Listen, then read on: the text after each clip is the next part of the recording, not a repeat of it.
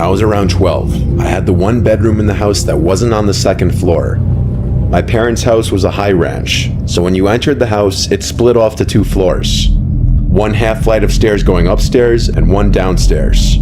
The downstairs level had the den, the garage, my bedroom, and a bathroom. The other 3 bedrooms in the house were all upstairs. Since I grew up the oldest and the only boy in the house with 2 sisters, I got the room downstairs because it was the biggest and technically the coolest room. After I turned 10, my parents gave my twin bed to my little sister and I got a full-size bed, which was a bit of an upgrade because the room was big and could certainly fit a bigger bed. When I was 12, my little sisters were around 5 and 8, so at this age I would be allowed home alone. But my 5-year-old sister wouldn't be left alone with me, and my 8-year-old sister would only be left alone with me if my parents weren't going to be gone for too long. If they'd be gone for longer periods of the day, then one of my parents would take both of my sisters. For this short period of time, I'd say like 3 nights in a row, maybe a little more, I was waking up in the middle of the night for no reason, and I'd have trouble falling back asleep. Considering I was 12 years old, I knew I shouldn't have been having sleeping problems at that age. I was sleeping with the fan on next to my bed because it was a hot couple of days in the middle of the summer, so I wasn't sure what exactly was waking me up considering the fan provided a steady white noise. One of these nights, I got up after waking up to refill my glass of water. I went to the bathroom right outside my bedroom, and as I was filling it up, I thought I heard something come from inside my room. I turned off the faucet and then listened, but now there was nothing, just the sound of the fan. I walked to the doorway in my bedroom, and I couldn't tell what it was, but something was creeping me out about my room now. I went upstairs to the living room and decided to sleep on the couch that night. I fell asleep eventually, but that same night, again, I woke up, this time to noises from the kitchen. I saw the glow of the light from the fridge and the sounds of someone rummaging through it. The way that floor was set up had the kitchen out of view from the couch in the living room. I couldn't see who was there. I heard the fridge door eventually shut, then footsteps walk away and downstairs. I was drowsy, and so I went back to sleep. I believe it was the next day that my mom was folding clothes in my room, and she told me my room stunk and I needed to clean up whatever that smell was. I ignored her because I really didn't smell anything. I wish I didn't ignore her though. That night, our dad put the air conditioning on because it was simply too hot. After we all watched a movie as a family, everyone started getting ready for bed. I went to my room and played video games for a little while before getting sleepy. By that time, I turned off the TV and console and rolled on my side to go to sleep like I always did. Tonight I didn't have the fan on because the air conditioning was on, so there was just the sound of the air blowing out from the vents in the ceiling. I fell asleep, but once again I woke up not long after. I didn't know what the sound I heard was. All I heard was the vent fan blowing air. Then, when it stopped blowing air, the room was silent, and I heard something. Breathing. But it wasn't my breathing, though. I looked around the room. The closet door was shut, so there was no way it was coming from there. Part of my childlike innocence assumed it was my younger sister playing a prank. I got on the floor and looked the one place I could think to look. Under the bed. I lifted the little piece of cloth that dangles at the bottom of the bed, and there was a very large person laying underneath my bed on a pile of blankets. Their head was facing me, but their eyes were closed. I fell backwards and basically crab walked out of the room screaming, "Dad!" I heard my parents' door swing open and my parents yelling in concern. I pointed into my room and said, "Under the bed," and my dad went and pulled out this very large, dirty-looking man.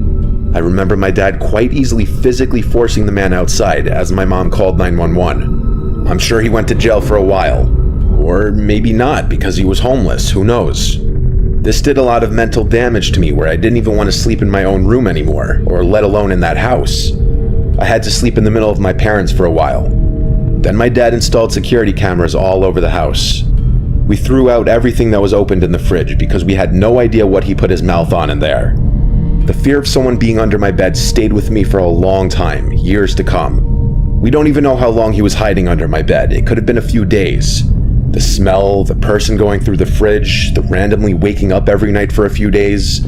Whether he meant harm or not, having someone hiding under your bed is every child's biggest nightmare.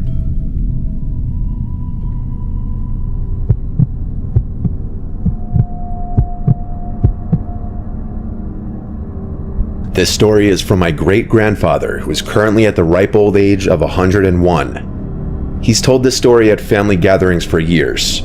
He's from the city of Yaroslavl in Russia. I guess it was the Soviet Union when he was born there.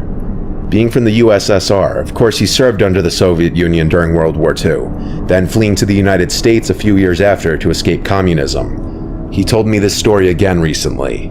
It happened not long after the Battle of Veliki Luki, which wasn't a major battle of the war, but it still ended up in a large amount of Soviet and German bloodshed, as most battles at the time did. It was the evening, and according to my great-grandfather, it was very cold that night, like hellish cold. They were in a small house/building that was one of the few with no damage to it, which made it nice because it was warm.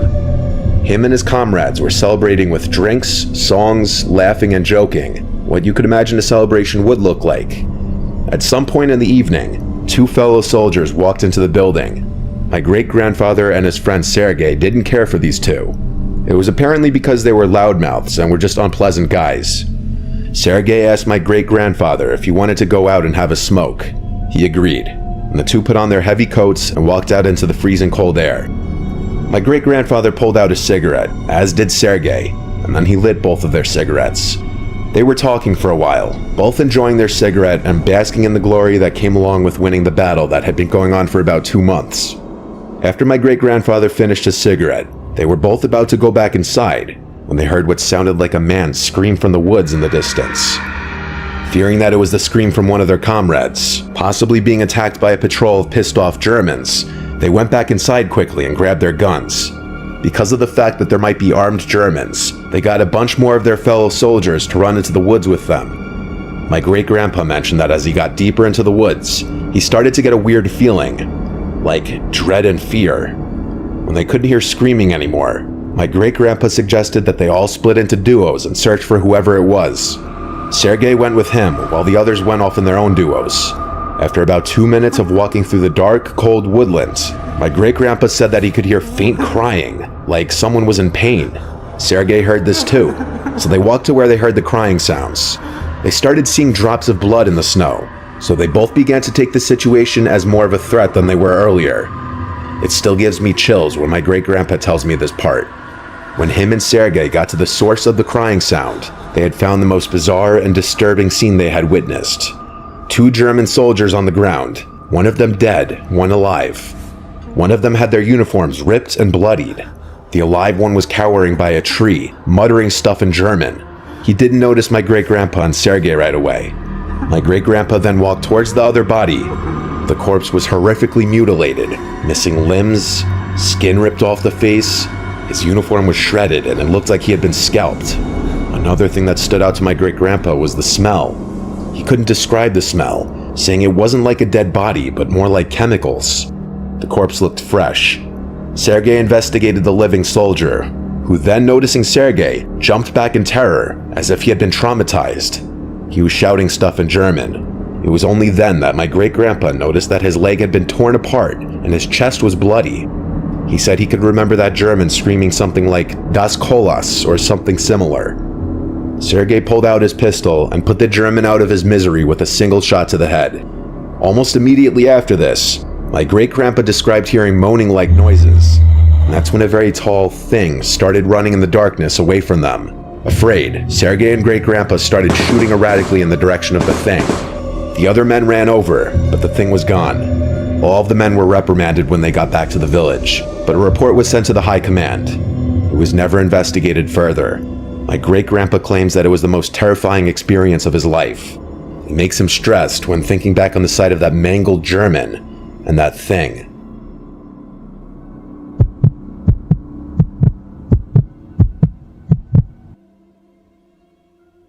This happened when my fiancée Morgan and I just moved into our house together in a quiet little town. We still live in this house. It's a modest, cute little house perfect for us and a couple of kids if and when we decide to have.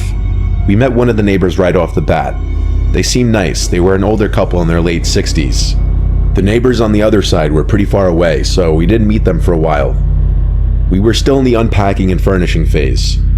It might have been week 2 of living in the house. We were exhausted by every night, having to work our jobs and then also setting up the house and unloading.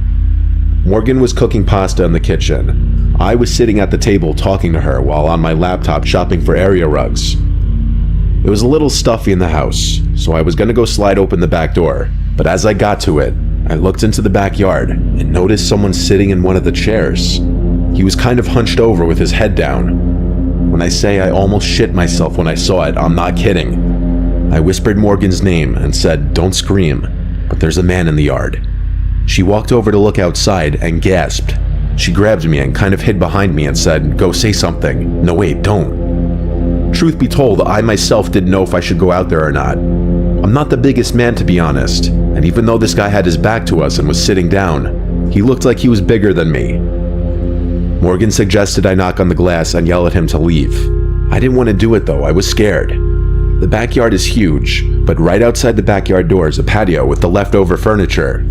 The lights in the yard weren't on. We just saw him through the interior lights shining through the glass door, which meant he had to know we were in here. I said fuck it, knocked on the glass and yelled, "Hey, you need to get off our property." The man turned around and looked at me. He then got up with this half smile, almost like he was laughing. He looked 50. He had a really long gray beard and tattoos down to his wrists. He walked up to the glass. I made sure the door was locked. He stood on the other side of the glass door and shifted his gaze to Morgan. He started licking his lips and saying vile shit. I yelled, "All right, I'm calling the police." I closed the sliding blind to get him out of our faces. I called 911 and told the operator to please hurry and send police to our house. I could still hear the man on the other side of the door, now speaking at a very high volume, almost yelling, still saying disgusting things about Morgan. I put the phone to the glass so the operator could hear it. He made me stay on the phone until police would show up. Eventually it went quiet outside, and so I took a peek out the glass and the guy was gone. Still, I couldn't wait for police to arrive, and when they did, they searched the backyard, took a police report, and left. We thought it was over, but later on that night when we were in the living room watching TV, we both agreed we heard something from outside in the yard. I went over to the window and kinked the blind, just enough to see that man outside again. He had a cigarette in his hand. He was talking to himself, or trying to talk to us, facing the house. He noticed the kink in the blinds because he ran over to the window. I jumped back, and he started pounding on the window, saying all these awful, sick things he wanted to do to Morgan. I told her to go upstairs. I didn't want her to hear this anymore. I yelled, "I'm gonna call the police again," and then the pounding stopped and he went silent. I waited a few seconds before kinking the blind again, and he was gone. I went upstairs to go comfort Morgan, who was visibly shaken. I told her he was gone, when in hindsight I should have called the cops again. Downstairs, I heard bumping and knocking. I went halfway down the stairs and heard bumps on the back door and the doorknob twisting and turning. He was trying to get into the house. I grabbed the phone in the kitchen and called 911 again, once again begging the operator to send police now. This time the police arrived a lot quicker, and I didn't alert the man outside that they were coming. But unfortunately, by the time they showed up, that man disappeared again. It's very likely he just ran off into the trees deep in the backyard. He didn't come back again that night. The next day, we went around knocking on neighbors' doors, both introducing ourselves to those we hadn't met yet and asking them if they knew anyone matching the description of that man. What we found out was disturbing. A couple a few doors down from us knew that man. He was known for beating his ex-wife and having a drinking and drug problem, and generally just regarded as very dangerous. He lived around the block from us in a small, rundown house. That's the scariest part.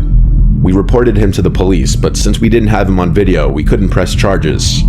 We don't know if he still lives there because we haven't heard from or seen him in a long time. I hope it stays that way.